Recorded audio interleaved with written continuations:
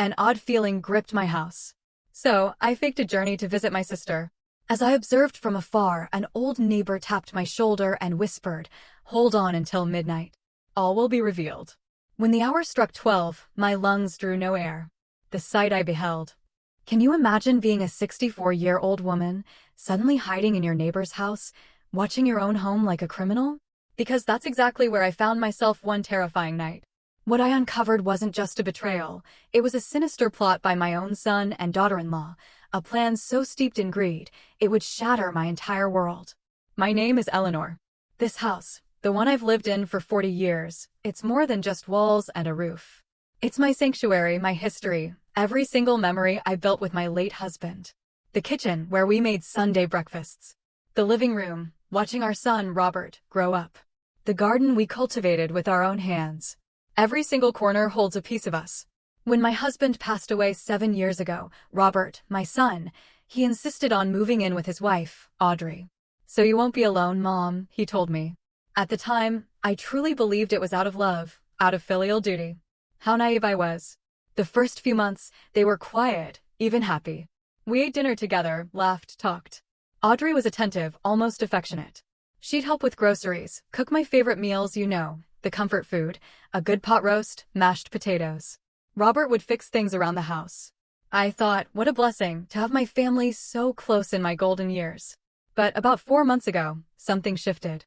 It was like an invisible switch flipped. The smiles became mechanical. The conversations forced. And then, the whispers started.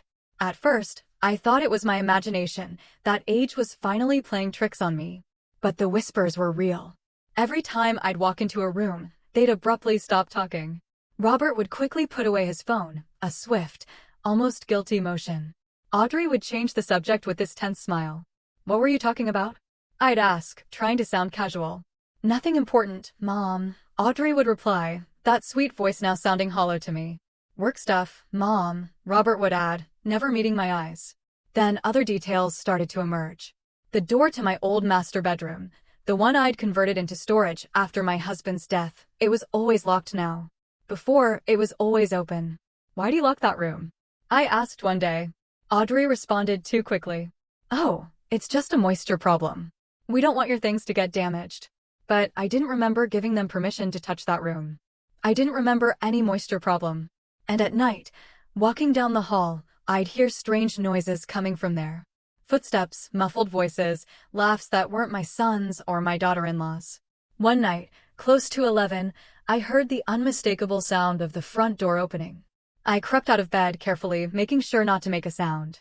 From my bedroom, I could see the entrance. I watched Audrey receive a young woman carrying a small suitcase. They spoke in hushed tones. The woman handed something over, cash, I thought, and Audrey quickly tucked it into her pocket. Then, Audrey guided her down the hall, right towards that room. The one with the moisture problem. I heard the key turn. The door opened, a yellow light spilled out, and then it closed again. The next morning at breakfast, I didn't say a word. I just observed. Audrey, perfectly cheerful, prepared coffee with that smile that no longer fooled me. Robert was reading the news on his phone, distracted. "Did you sleep well?" I asked, as casually as I could. "Very well, Mom," Robert replied without looking up. "Like babies," Audrey added, a little too brightly. Liars. Both of them. But I needed proof. I needed to know exactly what was happening in my own home before I confronted them. That same afternoon, while Audrey was at the grocery store and Robert was at work, I tried to open that room. I have my own set of keys, of course. It's my house. But when I tried my master key, I discovered they had changed the lock. They changed the lock on a room in my own house without telling me. My heart pounded. The rage started to boil in my chest. Who did they think they were? This was my property, my home. Every inch of it belonged to me legally. But rage solves nothing. Rage only clouds judgment. So, I took a deep breath. I thought clearly. If they were hiding something, I needed to discover it without them ever suspecting I knew. I needed a plan. And then it hit me. I would fake a trip. I'd tell them I was visiting my sister in another city, maybe Boston. I'd leave them alone. And I would watch from afar, see what they did when they thought I wasn't around. That's when I talked to Moses, my lifelong neighbor. He lives right across the street. From his window, he has a direct view of my front entrance. I told him my suspicions. And what he told me next, it chilled me to the bone. Eleanor, I've noticed strange things too, Moses told me, his voice low, as he poured me iced tea in his kitchen. Moses is 72, a widower like me. We've been neighbors since my husband and I built this house. He knows every corner of my life, every joy, every sorrow. For weeks, I've wanted to tell you something, but I didn't know if I should get involved. I didn't want to worry you without being sure. His hand trembled slightly holding the cup. What have you seen, Moses? I asked, fear settling in my stomach like a cold stone. He sighed deeply. I've seen people coming and going from your house at odd hours, always at night, always with suitcases or backpacks. Sometimes young women. Sometimes couples. Never the same people. They arrive in taxis, in private cars. Audrey receives them at the door. They talk briefly, then they go inside. The next day, early morning, they leave. Everything's very fast, very discreet, as if they're doing something they don't want anyone to see. His words confirmed my worst fears. I wasn't crazy. It wasn't my imagination. Something truly was happening in my house. Something involving strangers, money, and secrets. Why didn't you tell me sooner? I asked him, a mix of relief and anguish washing over me. Because I hoped I was wrong, Moses replied. Because I wanted to believe there was a logical explanation. Maybe Robert's friends, I thought. Maybe Audrey's family needing temporary lodging. But when I saw Audrey receiving cash at the door last week, I knew. This was a business. And a business done in secret is never an honest business. He leaned forward, lowering his voice even further, as if someone might be listening. Eleanor, I think they're using your house for something. I don't know what exactly, but it's something they don't want you to know. That's why they wait for you to be asleep. That's why they act normal during the day. I then told him my plan. I'd fake the trip, make them believe I'd be gone for a whole week, and I needed his help to watch my house from his window.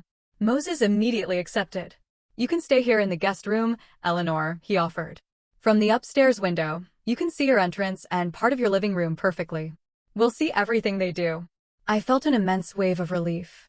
I wasn't alone in this. I had an ally, a witness, someone who could confirm what my eyes saw so they couldn't later claim I was confused or senile. That same night, I returned home and began my performance. During dinner, I casually announced, tomorrow, I'm traveling to visit my sister for a week. Haven't seen her in months, and she's been insisting. The reaction was immediate. Robert looked up from his plate, eyes bright. Audrey stopped chewing for a second, then beamed.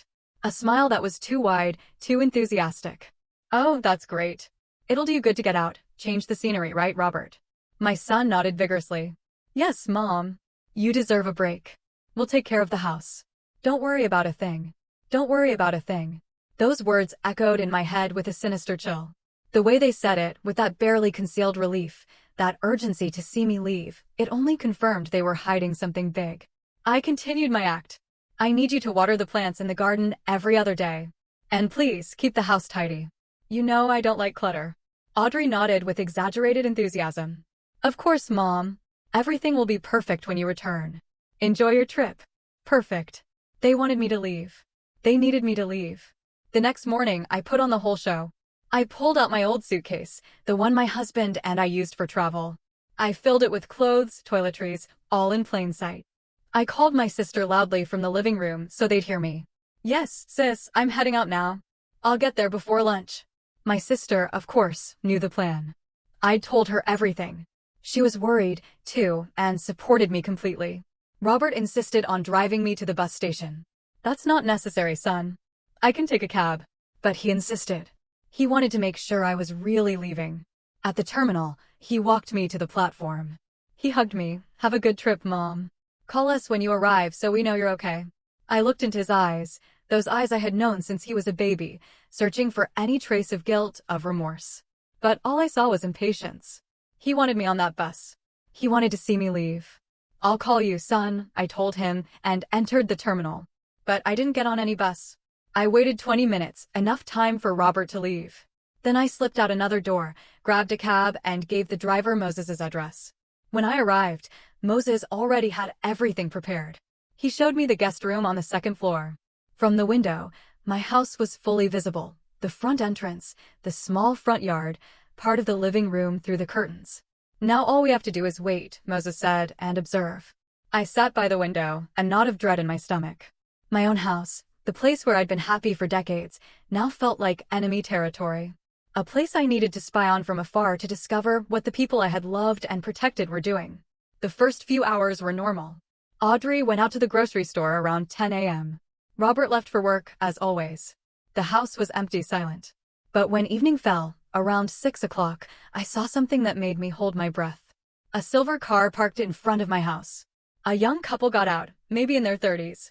They carried a large suitcase and 2 backpacks. Audrey opened the door before they could even ring, as if she were expecting them. She greeted them with smiles. They spoke briefly. The man took out his wallet, handed cash to Audrey. She quickly counted it and invited them in. I felt the floor disappear beneath my feet.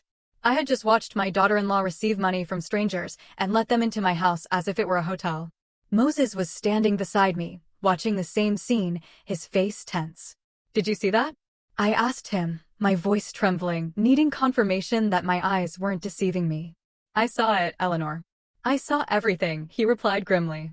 "These aren't just suspicions anymore. It's real. They're using your house to rent rooms without you knowing. Renting rooms. In my house. The house I built with my late husband, with years of work and sacrifice. The house where I raised my son. The house full of sacred memories. And they were turning it into a clandestine business behind my back." The rage I felt at that moment was like liquid fire running through my veins. I wanted to cross the street, knock on the door, confront them in front of those strangers. But Moses put his hand firmly on my shoulder. "Wait, Eleanor. If you go now, they'll know we're watching. But if we wait, if we watch more, we will discover the whole truth, the complete magnitude of what they're doing." He was right. I took a deep breath, trying to calm the hurricane raging inside my chest. I sat down again by the window, my hands clenched in my lap.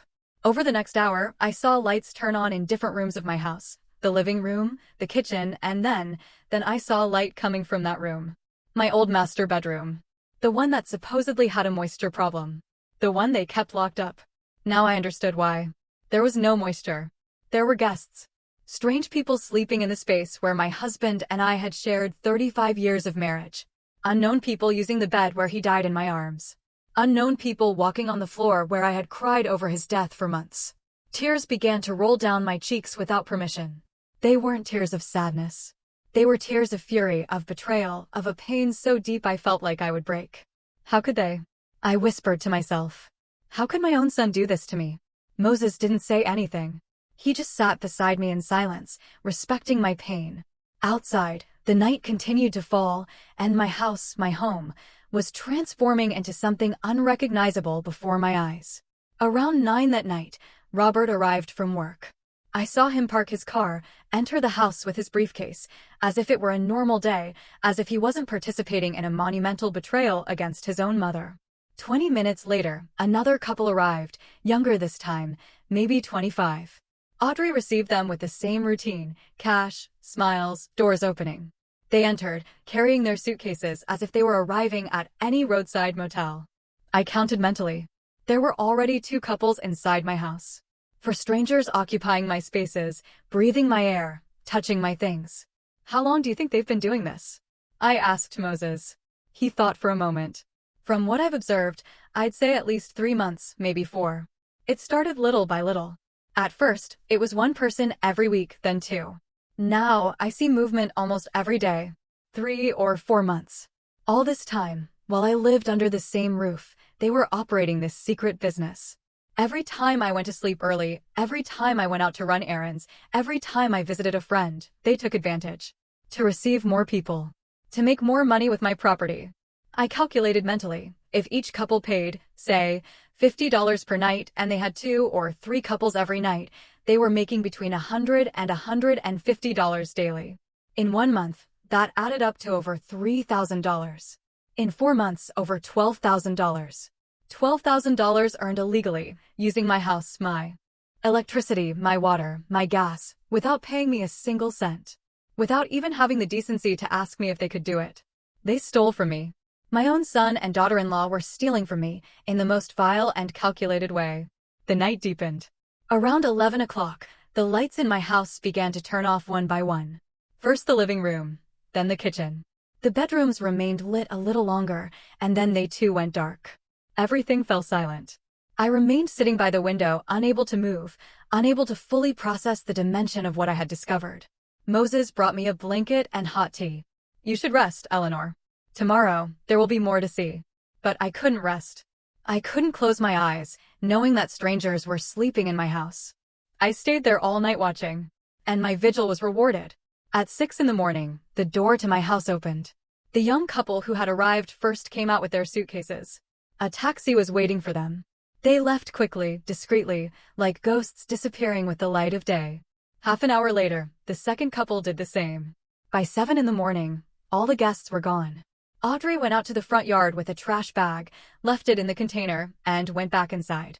Everything returned to normal, as if nothing had happened, as if my house hadn't been violated all night long. Robert left the house at 8, ready for work. He wore his gray suit, carried his briefcase, walked with that straight posture I had taught him since he was a child. He looked like a respectable, hardworking, honest man. But I knew the truth now. I knew that behind that facade of a responsible son, he was a man capable of betraying his own mother for money. A man who could look me in the eye during breakfast after having filled my house with strangers all night. During the day, I watched Audrey moving around the house. I saw her changing sheets, cleaning rooms, preparing everything for the next guests. She worked efficiently, with practice. This wasn't something new for her. She had an established routine. Every move was calculated, professional. She was the brains of this operation. I was sure Robert may have agreed, maybe he collaborated, but Audrey was the one running everything. I could see it in the way she managed the business, in how she organized every detail. When evening fell on the second day, more guests arrived. This time it was 3 people, 2 men and a woman. They seemed to be friends traveling together.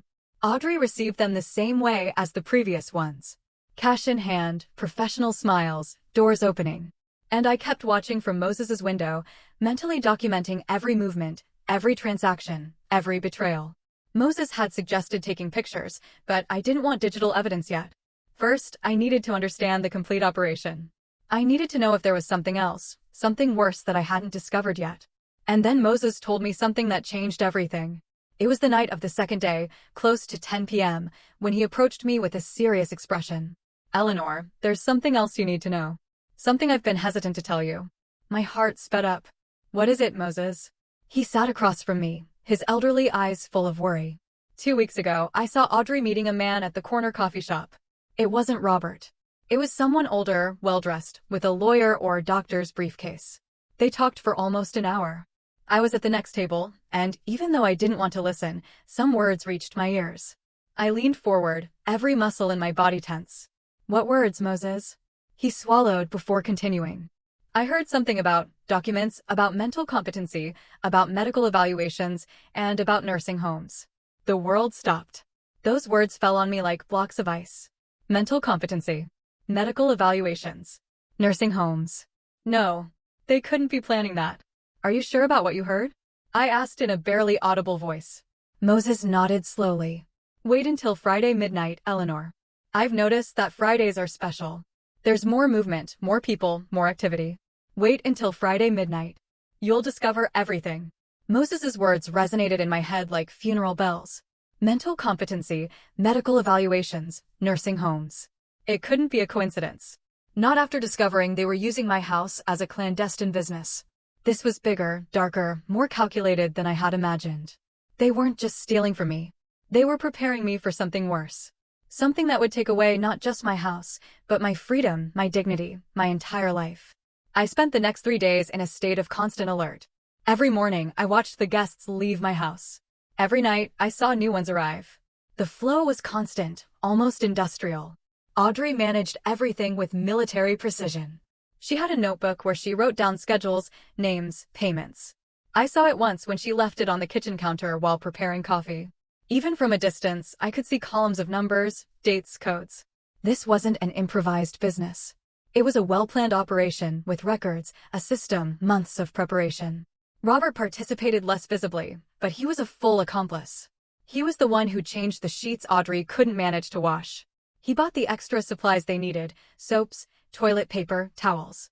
He kept the lawn impeccable to make a good impression on the guests. And every night, when he thought no one saw him, he counted the cash with Audrey at the dining room table. I watched them through the window, illuminated by the hanging lamp my husband had installed 20 years ago. Their hands passed over $20, $50, $100 bills. They made piles. They put them in envelopes. They smiled with that greedy smile that turned my stomach. On Thursday night, I decided to do something risky. I needed more information. I needed to understand exactly what Audrey had said in that meeting with the man with the briefcase. So, I called Ellen, my lifelong lawyer friend. Ellen and I met 30 years ago in a sewing class. She was always brilliant. She studied law in her 40s.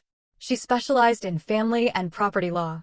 If anyone could help me understand the legal implications of what was happening, it was her.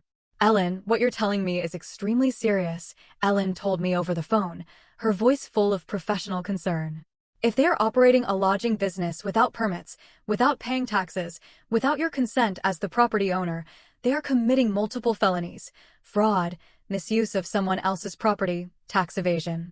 But what worries me more is what you mentioned about mental competency and nursing homes. Ellen, does your son have any power of attorney over you? Any signed document that gives him authority over your decisions? I thought carefully. No, I never signed anything like that. All my documents are in my safe deposit box at the bank. Ellen sighed with relief. That's good. Very good. But listen to me carefully. The process is complex and requires real medical evaluations, psychological tests, court appearances before a judge. They can't simply declare you incompetent just because. But if they have a corrupt doctor willing to falsify evaluations, if they have an unscrupulous lawyer who knows the legal loopholes, they could try it. And if they succeed, Eleanor, they can commit you to a nursing home against your will and take your house legally. Terror seized me. What can I do, Ellen? She thought for a moment. First, you need solid evidence of everything they are doing. Photos, videos, testimonies. Second, you need to protect your legal documents. Make sure they can't access anything. Third, as soon as you have enough evidence, we file a formal complaint. I'll take care of the entire legal process. But Eleanor, you must be very careful. If they suspect you know anything, they could accelerate their plans. They could try something drastic. Her words chilled my blood. Something like, what? Ellen paused for a second. Like drugging you so you appear confused in front of a doctor. Like creating situations where you seem unstable, like fabricating evidence that you can't take care of yourself. I've seen cases like this, Eleanor, and they are more common than people think. I hung up the phone with trembling hands. Now I understood the magnitude of the danger. I wasn't just being stolen from. I was being prepared for a fate worse than death. Losing my autonomy, my home, my identity, being declared incompetent, being locked up in a nursing home while my son and daughter-in-law kept everything I had built. And all under the guise of legality, with documents signed by doctors and lawyers, with a judge who would never know the truth. Friday arrived, the day Moses had marked as special. From early on, I noticed a difference in the atmosphere. Audrey was more active than usual. She cleaned the entire house, changed sheets in all the rooms, bought fresh flowers and put them in vases all over the living room. It was as if she were preparing for something important. Robert arrived home from work earlier than other days. By 6 in the evening, he was already home, helping Audrey with the final preparations. At 7, the parade began. It wasn't one or two couples like the previous days. They were groups. The first to arrive were 4 people, 2 young couples who seemed to be on vacation. They wore cameras around their necks and were speaking English. Audrey received them with an impeccable professional smile. She showed them the rooms. She took the payment. 30 minutes later, another group arrived, 3 middle-aged women with large suitcases. Then an older couple, maybe in their 60s. Then 2 single men who seemed to be on a business trip. I counted mentally. There were 11 people inside my house. 11 strangers occupying every available corner. The living room had become a common area. I watched through the windows as the guests mingled, talked, some preparing food in my kitchen. Audrey and Robert acted like hotel hosts, smiling, offering extra towels, recommending tourist spots. My house had transformed into a completely functional hostel. And I, the legal owner, was hidden, watching from the neighbor's house like a refugee in my own neighborhood. I've never seen so many, Moses murmured next to me. This is different. It's like a special night. He was right. Friday was the busiest day, probably because tourists arrived to spend the weekend. Audrey and Robert took full advantage. I calculated quickly. If each person paid $30 per night, they were earning over $300 just tonight. In a full weekend, almost $1,000. And they did this every week. The hours passed slowly. I watched the guests eat dinner, talk. Some went out to walk around the neighborhood and returned. At 10 at night, the lights began to turn off gradually. The guests retired to their rooms. Audrey and Robert cleaned the kitchen and the living room. Then they too went asleep. The house fell silent. But Moses had told me to wait until midnight. That at midnight, I would discover everything. So I waited. Every nerve in my body tense, my heart beating so loudly I could hear it in my ears. Moses's wall clock marked the passing of time with a constant, almost hypnotic tick-tock. 11:30, 11:40, 11:50, every minute felt like an eternity. Moses had fallen asleep on the couch, exhausted after days of vigil with me. But I was completely awake, my eyes fixed on my house, waiting. Waiting for that something Moses had seen before. That something that would reveal the whole truth.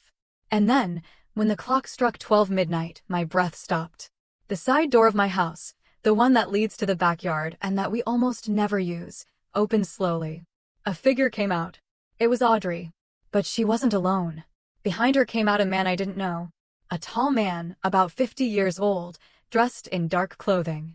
He was carrying a briefcase in his hand. The same type of briefcase Moses had described when he saw Audrey at the coffee shop. My heart started racing. What was happening? Why was Audrey meeting this man at midnight? Why were they leaving through the back door like thieves? They walked toward the back of the yard, where the old shed my husband used as a workshop is. Audrey took out a key, opened the padlock, and both entered the shed. The light turned on inside. Through the shed's small window, I could see shadows moving. They were talking. They were gesturing.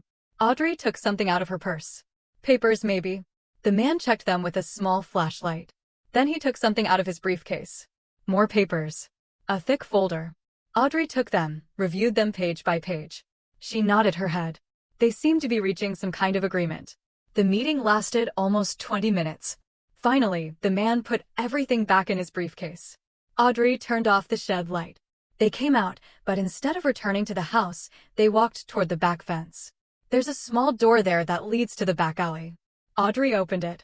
The man left through there and disappeared into the darkness.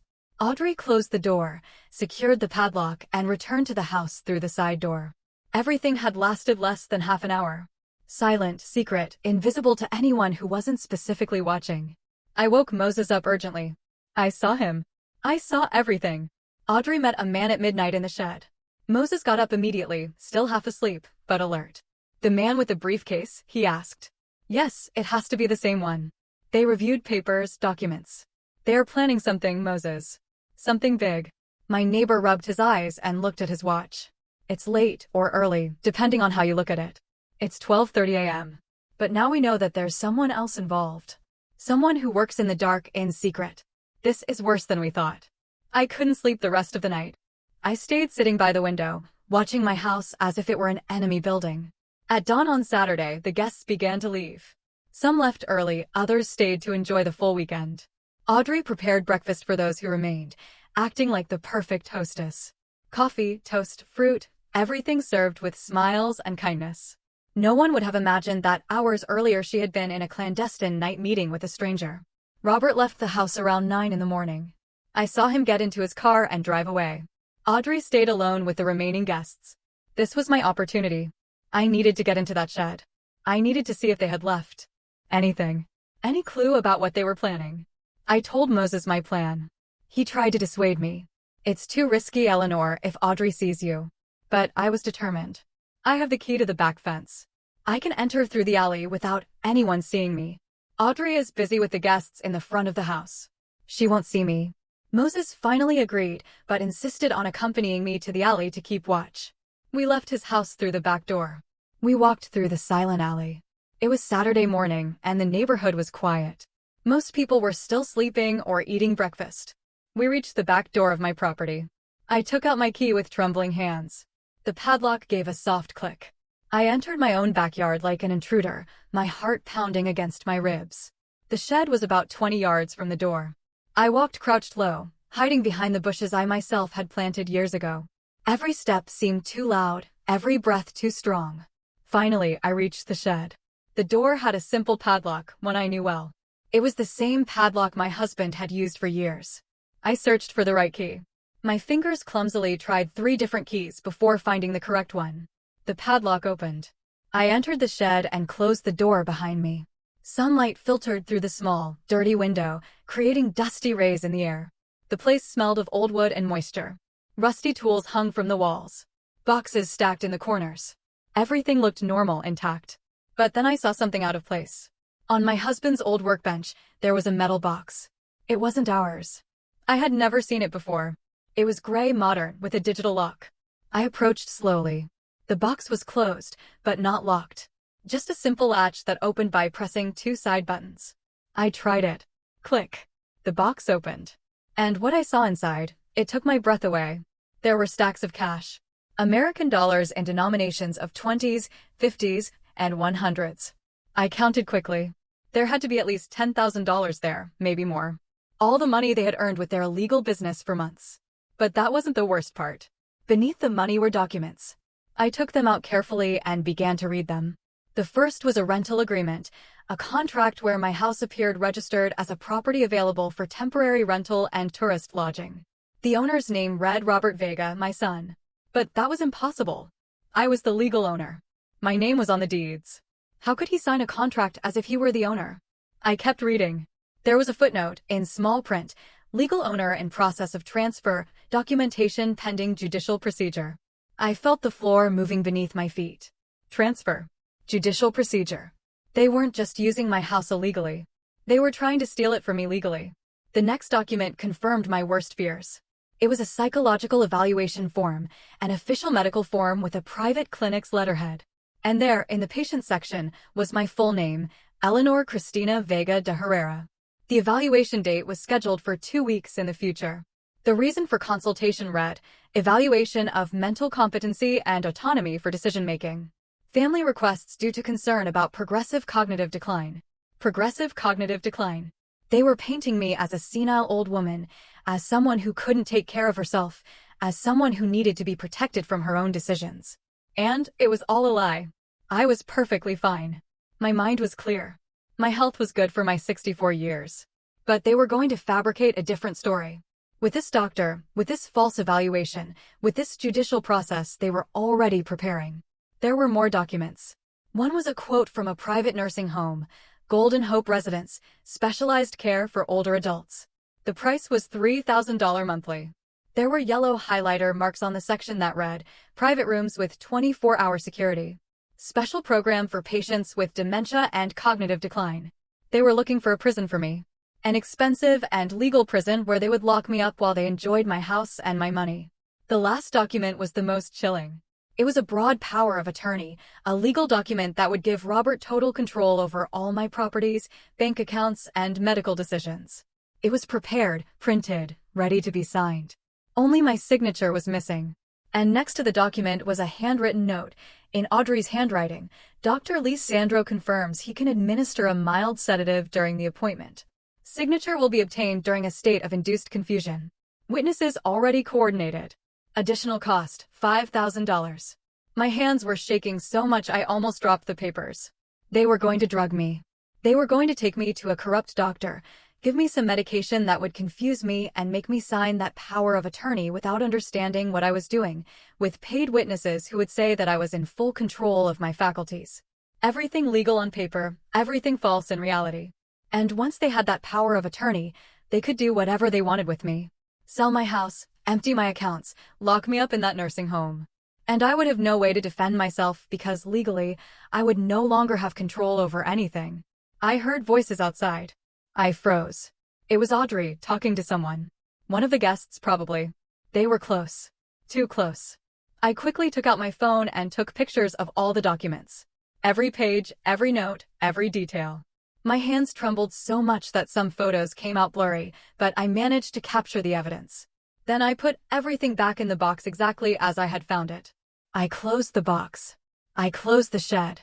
And I ran, crouched low, back to the back door. Moses was waiting for me in the alley with an expression of anguish.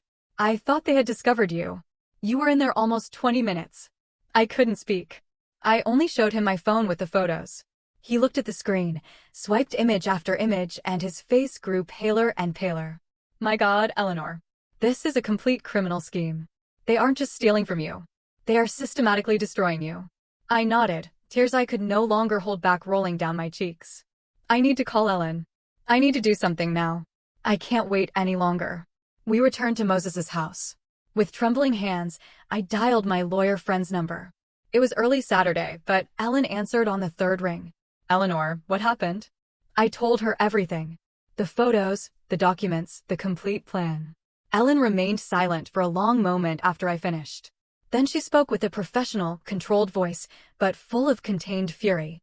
"Eleanor, this is planned kidnapping, document fraud, conspiracy to commit several serious crimes. With the evidence you have, we can stop them, but you need to act fast. If that medical appointment is in 2 weeks, it means they are going to accelerate everything soon." "What should I do?" I asked. Ellen took a deep breath. "First, don't return to that house yet.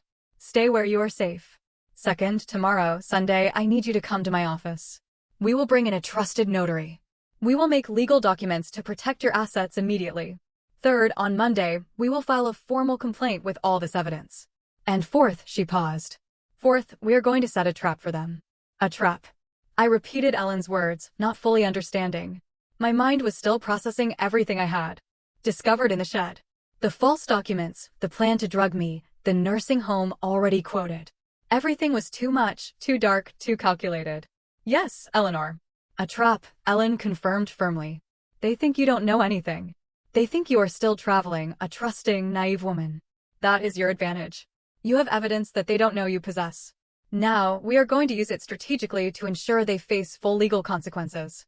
We don't just want to stop them. We want them to pay for every part of their criminal plan." On Sunday morning, Moses drove me in his car to Ellen's office in Los Angeles. She was waiting for me with another man, the notary she had mentioned. His name was Henry. He was about 50, with a serious but kind face.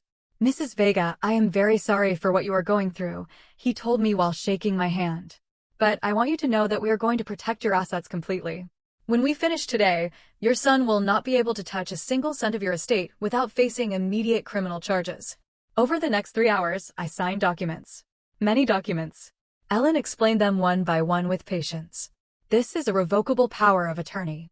It cancels any power that might exist in Robert's name, existing or future. This other one is a declaration of full mental competency, certified by a forensic psychologist who will come to evaluate you tomorrow. This is a new will that replaces any previous version and specifies that Robert is excluded as an heir due to fraudulent actions. And this last one is a preventative protection order that we will file with the judge on Monday." Each signature I put on those papers made me feel stronger, more in control. I was no longer the confused victim spying from the neighbor's window. Now I was a woman taking definitive legal action against those who tried to destroy me. "And the trap?" I asked when we finished with the documents. Ellen smiled. It wasn't a cheerful smile. It was the smile of a strategist preparing the final move in a game of chess. "The trap requires your acting, Eleanor. You need to go home." My heart leapt. "Go home?" "Not today," Ellen shook her head. "Tomorrow night, you will return as if nothing had happened, as if you had really been traveling all week. You will arrive tired, happy to be home, without the slightest suspicion of what you have discovered. And for the next few days, you will act completely normal. Meanwhile, we will be working behind the scenes."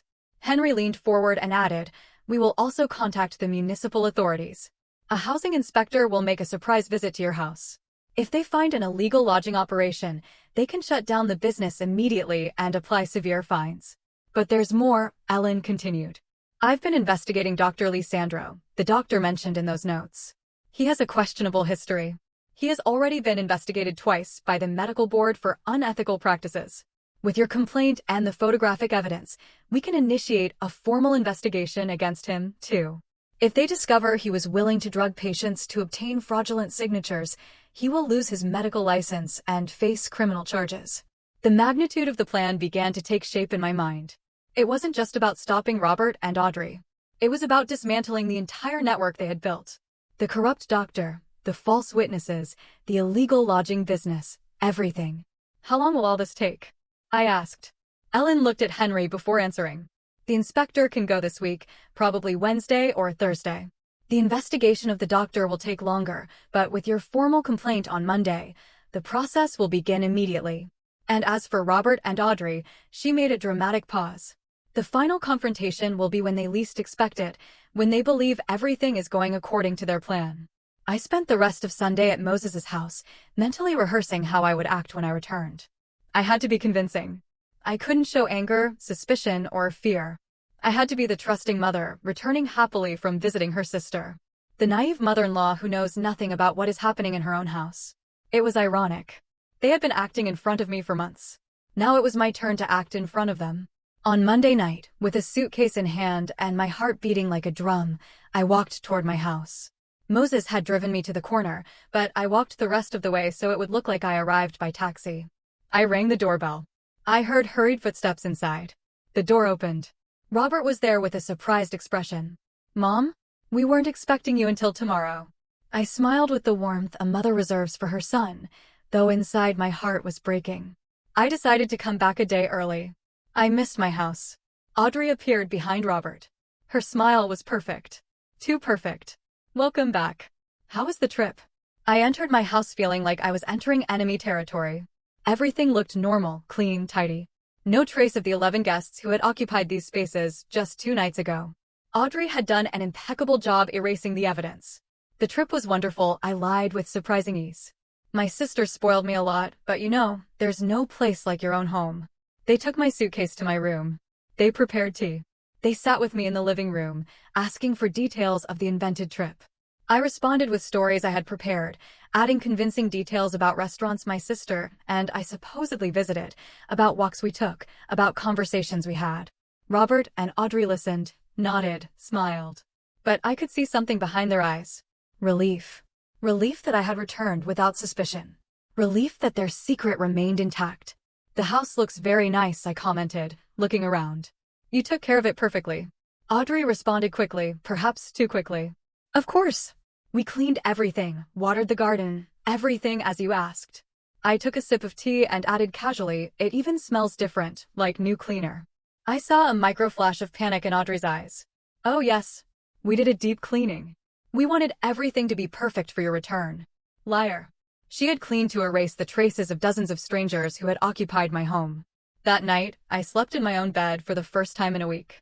But I didn't really sleep. I stayed awake, listening. Around 11, I heard muffled voices coming from Robert and Audrey's room. They were talking in urgent whispers. I got up silently and walked barefoot to their door. It was slightly ajar. I pressed my ear against the crack. "Do you think she suspects anything?" Robert asked in a tense voice. "No, she doesn't suspect anything," Audrey replied confidently. "She's the same as always. Gullible. Trusting. The plan is still on." "And Dr. Lysandra?" Robert asked. "Everything is already coordinated," Audrey confirmed. "The appointment is next Friday. We'll give her the sedative in her breakfast. We'll say we're taking her for a routine checkup.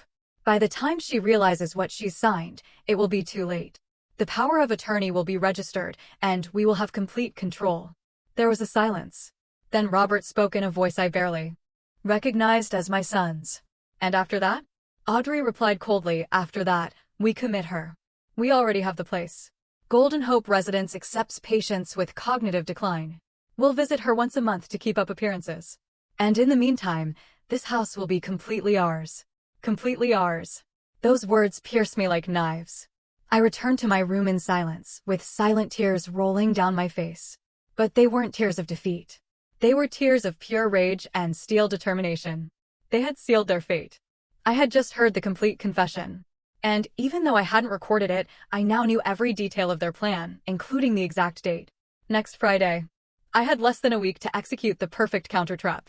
On Tuesday morning, I acted as if nothing had happened. I made coffee, prepared breakfast, and chatted with Robert and Audrey about trivialities.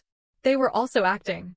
We were all actors in this macabre play where each one knew a different script. But I had an advantage. I knew they were acting. They didn't know I was doing it too. As soon as Robert left for work and Audrey went out to the grocery store, I called Ellen from my room, with the door closed. I told her word for word what I had heard the night before. "Perfect," she said with satisfaction. "Friday is the appointment with the corrupt doctor. That gives us time. The municipal inspector will visit your house on Thursday. It's better that it is before they try to drug you.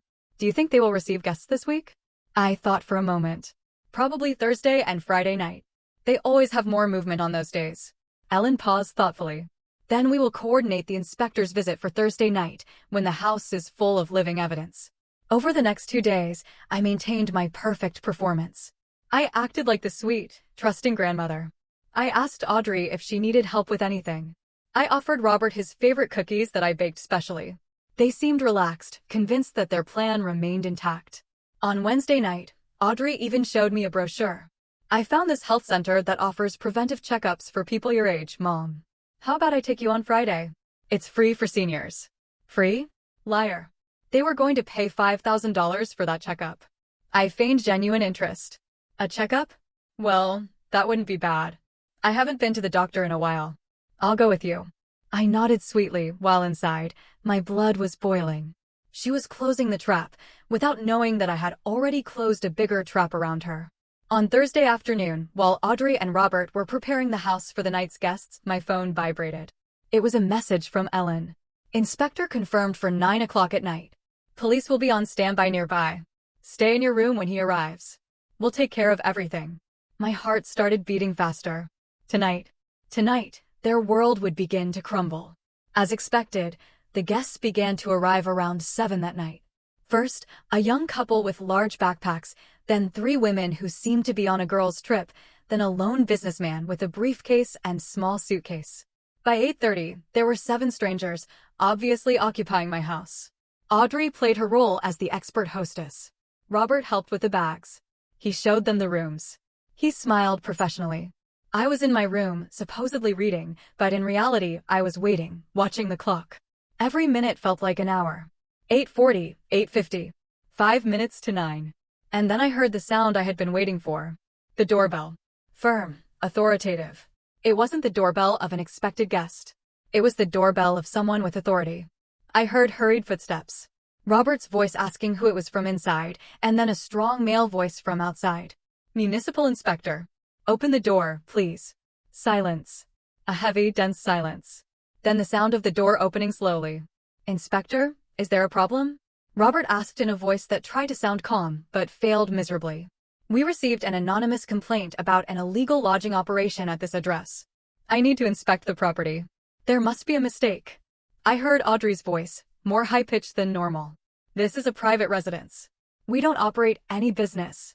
The inspector replied with a professional but inflexible tone. Then you won't mind if I verify. I have an inspection order signed by the municipal judge. If you don't voluntarily let me in, I will return with the police and a search warrant. There was another silence. Then Robert yielded. Of course, Inspector, come in. I peeked just a crack out of my door. I could see part of the living room. The inspector was a man in his 40s, dressed in an official municipal shirt, clipboard in hand. Behind him was another younger man, probably his assistant, with a camera. They began to walk through the house. The inspector asked questions. How many people reside here permanently? Robert answered with a trembling voice. 3. My mother, my wife, and me. The inspector looked around the living room. There were the 7 guests, some sitting on the sofa, others standing, all with confused expressions. And these people are. Audrey tried to improvise. They are friends. Friends visiting. The inspector walked toward one of the guests, a man in his 30s. Are you a friend of the family? The man, honest or perhaps nervous, replied, No, sir. I reserved a room online. I paid $35 a night. Robert's face went pale. Audrey tried to intervene. He's confused. Inspector, I don't know what he's talking about. But the inspector was already walking toward the bedrooms. He opened the door to what had been my master bedroom. Inside were the 3 women with their suitcases open, clothes on the bed, toiletries in the private bathroom. And these ladies are friends too? Audrey's silence was answer enough. The inspector took out a measuring device from his briefcase. He began to count the occupied rooms, taking photos of each one. His assistant documented everything with the camera. Room 1 occupied by 2 non-residents. Room 2 occupied by 3 non-residents. Room 3 occupied by 1 non-resident. Shared bathrooms showing multiple use. Kitchen with utensils for more than 3 people. Extra towels piled in the hallway. Every sentence was another nail in the coffin of their illegal business. Robert attempted one last defense.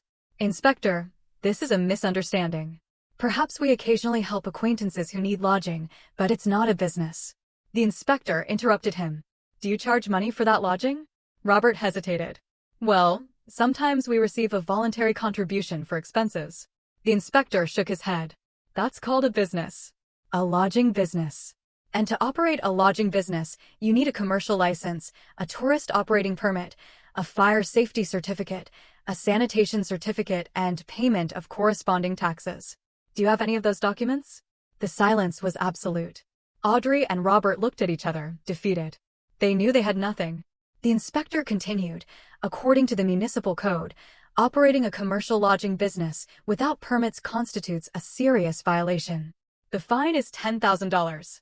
Furthermore, I must inform you that the tax authorities will be notified about undeclared income, and since this property is registered in the name of, he looked at his papers, Eleanor Cristina Vega de Herrera, who, according to records, has not authorized any commercial activity. This could also constitute fraudulent use of someone else's property.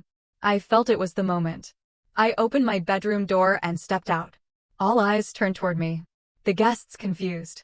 The inspector, with a professional expression, and Robert and Audrey, with faces of pure terror. "Good evening," I said with a calm voice. "I am Eleanor Vega, the owner of this property." The inspector nodded respectfully. "Mrs. Vega, did you authorize the operation of a lodging business on your property?" I took a moment, looking directly into the eyes of my son and daughter-in-law. "No, Inspector. I authorized nothing. In fact, I just discovered the situation a few days ago." Audrey took a step toward me. "Mom, I can explain." I raised my hand, stopping her. "I don't want explanations, Audrey. Not now." I turned to the inspector. "What happens now?" He closed his clipboard. "The current guests will have to vacate the property immediately. We will give them 30 minutes to gather their belongings. Your son and daughter-in-law will receive the official fine notification and will have to appear before the municipal judge next week. I have also notified the police. There are 2 officers outside in case additional assistance is needed for the eviction."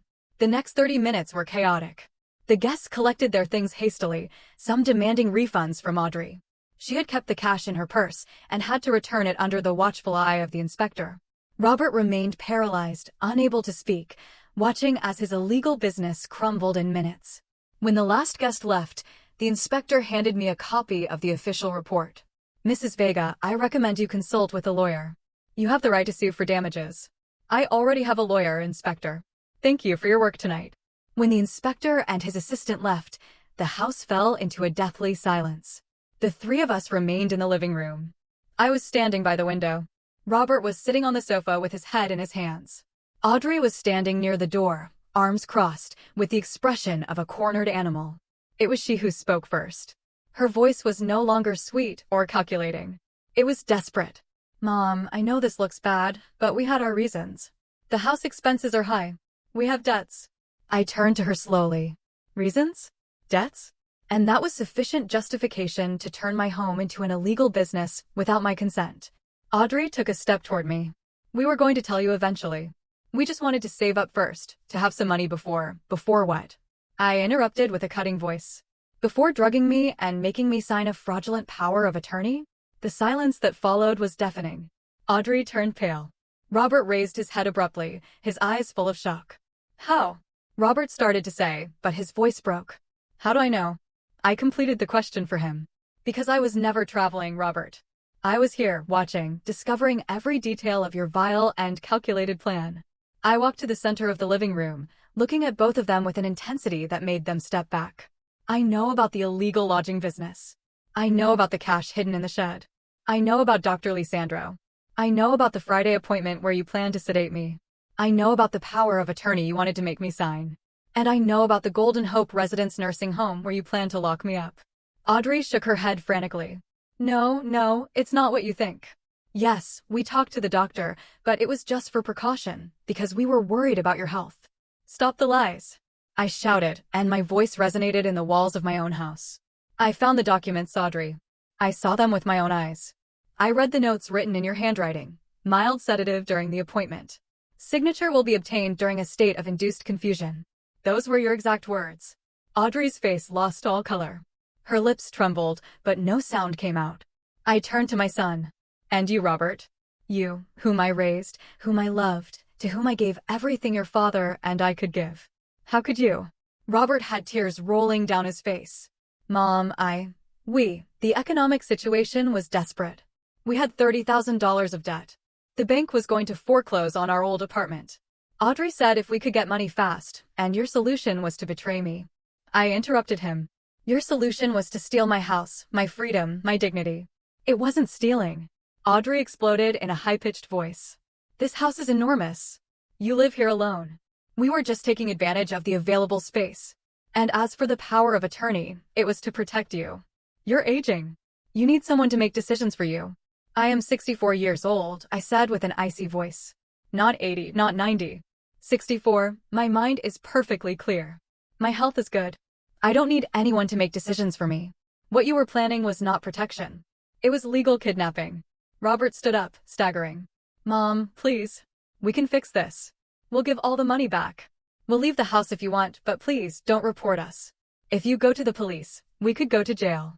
I looked him in the eyes. Those eyes that once looked at me with a child's pure love, and I felt my heart breaking into pieces. And what did you want me to do, Robert? That I let you drug me?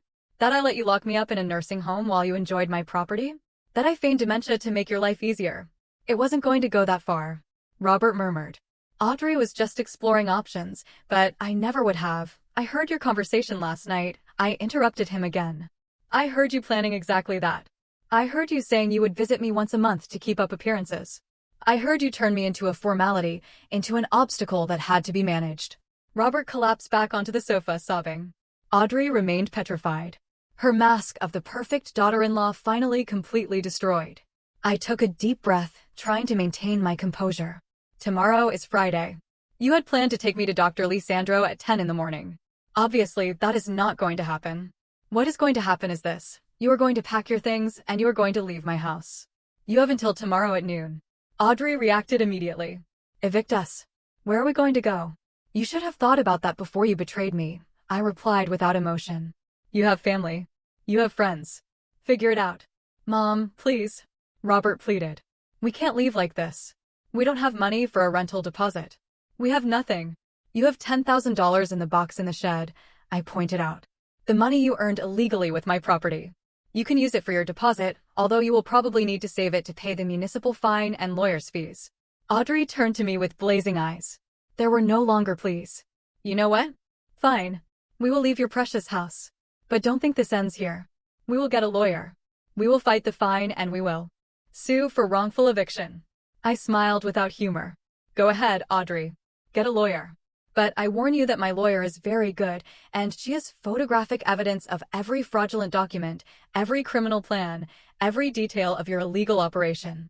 She has photos of the hidden cash, the false contracts, the notes about drugging me. Do you really want to go to court with that? Audrey's face utterly fell apart. She finally understood. She was completely defeated. I had played the game better. While they were planning to destroy me, I was 2 steps ahead. There is something else you need to know, I continued. My lawyer has already filed documents revoking any power of attorney that might exist in my name. She filed a declaration of full mental competency certified by a forensic psychologist, and she filed a new will where Robert is specifically excluded as an heir due to his fraudulent actions. Robert raised his head abruptly. You disinherited me? His voice was a mixture of shock and pain. What did you expect? I replied with a tired voice. That I would reward you for trying to destroy me? The rest of the night was tense and silent. Robert and Audrey locked themselves in their room. I sat in the living room, exhausted but relieved. Around midnight, I heard sounds of suitcases being dragged. They were packing. Reality had finally penetrated their heads. The next morning, Friday, I woke up early. I made coffee just for myself. I sat by the window, watching the sunrise over the garden that my husband and I had cultivated together. At 9 in the morning, Robert and Audrey came down with 4 large suitcases. They didn't look at me. They loaded everything into their car in silence. Robert returned one last time. He left the house keys on the entrance table. For a moment, I thought he would say something. Maybe an apology, maybe a final plea. But he only looked at me with empty eyes and left. I heard his car engine start. I heard the tires on the pavement driving away. And then silence. My house was empty. I was alone. I remained seated in the living room for a long time after they left. The house felt different, bigger, quieter. But also more mine than ever. I walked through every room slowly, reclaiming every space that had been violated by strangers. I opened the windows to let in fresh air. I stripped the sheets from all the beds that had been used by the guests. I would take them to be washed, but I honestly considered burning them. Some memories don't deserve to be preserved. Around noon, Moses knocked on my door. He brought a hot turkey chili he had prepared. "I thought you might not be up for cooking today," he said with that kindness that only true friends possess. We sat down to eat together in my kitchen. I told him everything that had happened the night before, the inspector's arrival, the confrontation, the expulsion of Robert and Audrey. Moses listened in silence, nodding occasionally. When I finished, he placed his wrinkled hand on mine. "You did the right thing, Eleanor." "The painful thing." "But the right thing. Why does it feel so awful then?" I asked with a broken voice. "Because it was your son," Moses replied with the wisdom of his 72 years. "Because a mother's love doesn't simply go out just because the son betrays. It hurts precisely because you loved. If you didn't love, it wouldn't hurt." He was right. That night I cried. I cried for the son I thought I had and who maybe never really existed.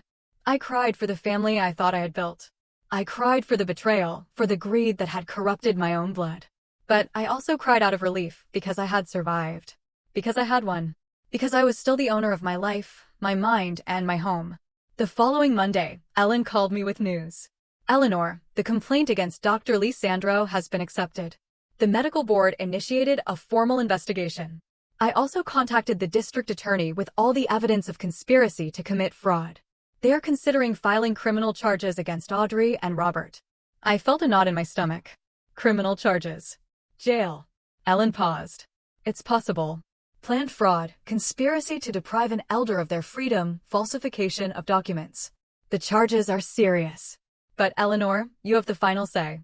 If you don't want to proceed with the criminal case, we can limit ourselves to the civil one." I thought for a long time. Part of me wanted them to pay completely for what they tried to do to me. But another part, that part that was still a mother, couldn't bear the thought of my son in jail. "Ellen, proceed with everything related to Dr. Lisandro. That man deserves to lose his license. But with Robert and Audrey, give me time to think." Ellen understood. "You have a month before the window to file criminal charges closes. Think about it carefully." 2 weeks later, I received a letter. It was from Robert. The envelope was crumpled, as if it had been written and rewritten several times. With trembling hands, I opened it. The handwriting was my son's, but the words were those of a broken man. "Mom, I know I don't deserve your forgiveness. I know what I did was unforgivable. I have no excuses. Greed blinded me. Audrey convinced me it was the only solution to our problems. But I was weak. I allowed it to happen. I participated. And now I live every day with the burden of knowing that I betrayed the person who loved me most in this world." The letter continued. "We broke up, Audrey and I. I couldn't stay with someone capable of planning something so vile. I moved alone into a small apartment. I lost my job when the scandal became public. I'm working construction now, paying off the debts little by little. I'm not writing to ask for forgiveness. I don't deserve it. I just wanted you to know that I'm sorry. That if I could go back in time, I would change everything. That the memory of what I did to you haunts me every night." The letter ended simply, "I loved you. I love you and I regret having lost you. Your son, who no longer deserves to be called that. Robert." I cried as I read those words. Part of me wanted to tear up the letter and forget. But another part, that maternal part Moses had mentioned, felt my son's pain. It didn't justify his actions. It would never justify them, but it was real pain. Real repentance. Or at least I wanted to believe it was. I put the letter in a drawer. I wasn't ready to answer. Maybe I never would be, but I couldn't throw it away either. A month later, I had to make the decision about the criminal charges. I sat down with Ellen in her office. If I proceed with the charges, what would happen? I asked. She was honest with me. Probably 2 to 5 years in jail for both of them. Audrey more time because she was the main architect of the plan. Robert perhaps less if he cooperates. They would have permanent criminal records, difficulty finding work in the future. Basically, their lives would be marked forever. I took a deep breath. "And if I don't proceed?" Ellen leaned forward. "The municipal fine is still standing. They will have to pay it. Dr. Lisandro will lose his license regardless of what you decide about Robert and Audrey. And civilly, they are already legally prevented from coming near you or your property." I closed my eyes. I thought about my husband, what he would have wanted. I thought about the boy Robert once was before greed corrupted him. I thought about the kind of person I wanted to be at the end of my life. "I will not file criminal charges," I said finally. Ellen nodded without judgment. "Are you sure?" "No," I admitted. "But it is what I can live with. They will have to live with what they did. That is enough of a prison." Ellen smiled faintly. "You were more generous than they deserve, Eleanor. 6 months have passed since that night when the inspector knocked on my door. The house is truly mine again now. I hired a professional cleaning company that eliminated all traces of the guests. I painted the walls new colors. I donated the furniture that had been used by strangers and bought new pieces. I converted my old master bedroom into an art studio. I always wanted to paint, and now I have the time and peace to do it. Moses is still my neighbor and my best friend. We eat dinner together twice a week. He helped me install a security system in the house. Not because I am afraid, but because I now value my privacy more than ever. Ellen became more than my lawyer. She is my confidant, my legal protector, my friend. I made sure to update my will, leaving something to her for everything she did. And Robert. I haven't heard from him directly since that letter, but through mutual acquaintances, I know he is still working in construction, that he is slowly paying his debts, that he lives alone. There are days when I think about answering his letter. There are days when I think about calling him. But then I remember the box in the shed, the documents about drugging me, the conversations about locking me in a nursing home, and the wound bleeds again. Maybe someday I can forgive, not forget. I will never be able to forget, but maybe forgive. My therapist says that forgiveness is not for the person who hurt you. It is for yourself. To free yourself from the weight of hatred. I am working on that. Slowly, painfully, but working. One afternoon, while painting in my new studio, Moses came to visit me. He stood looking at my work in progress. A garden full of flowers of all colors, except cold tones. "It's beautiful," he commented. "Thank you," I replied. "It's my way of healing. Each brushstroke is a piece of my life that I reclaim." He smiled. "You know what? You survived something that would have destroyed many people. You are stronger than you think, Eleanor." That night, as I prepared for sleep in my quiet, but safe house, I thought about everything that had happened. The fake trip, the night spying from Moses's window, the shed and its secrets, the midnight when my breath stopped at seeing the complete truth, the confrontation, the victory, the pain, the loneliness that came after. I looked at myself in the mirror. I saw a 64-year-old woman with more wrinkles than before, with sadder but also wiser eyes. I saw a survivor. I saw someone who had been betrayed by the one she loved most, and yet was still standing. I realized that night that love can be the perfect disguise for a trap. I whispered to my reflection. But I also learned that self-love is the strongest shield against any betrayal. I turned off the light and lay down in my bed, in my house, under my roof. Alone, yes. Hurt, of course. But free. Owner of my destiny. And that, after everything I had lived through, was enough. Have you ever faced a betrayal that changed the way you see the people closest to you? I really want to know your thoughts on this. Let me know in the comments below.